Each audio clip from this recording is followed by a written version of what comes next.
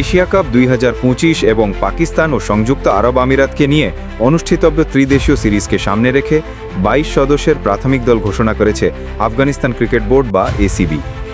অভিজ্ঞতা ও তরুণদের সংমিশ্রণে গঠিত এই দলের নেতৃত্ব দেবেন দলের নিয়মিত অধিনায়ক ও লেগ স্পিনার রশিদ খান। দল ঘোষণার পাশাপাশি জানানো হয়েছে আসন্ন সিরিজ ও টুর্নামেন্টের আগে শারজাহাতে 2 সপ্তাহের একটি প্রস্তুতি ক্যাম্প করবে আফগান দল। এরপর আগামী 9 সেপ্টেম্বর আবুধাবিতে হংকংয়ের বিপক্ষে ম্যাচ দিয়ে শুরু হবে আফগানিস্তানের এশিয়া কাপ অভিযান। এশিয়া কাপে গ্রুপ বিতে আফগানিস্তানের প্রতিপক্ষ হিসেবে রয়েছে বাংলাদেশ, শ্রীলঙ্কা ও হংকং। ত্রিদেশীয় সিরিজও সংযুক্ত আরব আমিরাতেই খেলবে আফগানিস্তান। সেখানে তাদের প্রতিপক্ষ স্বাগতিক আরব আমিরাত ও পাকিস্তান। গত বছর ভারতের মাটিতে অনুষ্ঠিত টি-20 বিশ্বকাপে দুর্দান্ত পারফর্ম করে নকআউট পর্বে জায়গা করে নেয় আফগানিস্তান।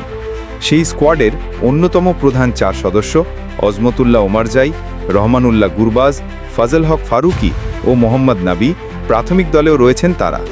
এই স্কোয়াডে রয়েছে সম্ভাবনাময় কিছু নতুন মুখ যারা এখনও আন্তর্জাতিক ক্রিকেটে পা রাখেনি। ওয়াফিউল্লাহ তারাখিল, আবদুল্লাহ আহমদ জাই ও বশির আহমদ সুযোগ পেলে প্রথমবারের মতো জাতীয় দলের জার্সি গায়ে খেলবেন। আফগানিস্তানের প্রাথমিক স্কোয়াড: রশিদ খান অধিনায়ক, Rahmanullah Gurbaz wicket keeper, সিডিকুল্লাহ Atal, Wafiullah Tarakhil, Ibrahim Zadran, Darwish Rasuli, Mohammad Ishaq, Mohammad নবী, নঙ্গিয়াল খারোটি, শরাফুদ্দিন আশরাফ, করিম জানাত, আজমতুল্লাহ ওমরজাই, গুলবাদিন নাইব, মুজিব জাদরান, এম গজানফর, নূর আহমদ, ফজল হক ফারুকি, নवीनुल हक, फरीद मलिक, सलीम साफ़ी, अब्दुल्ला अहमद जाई, बशीर अहमद।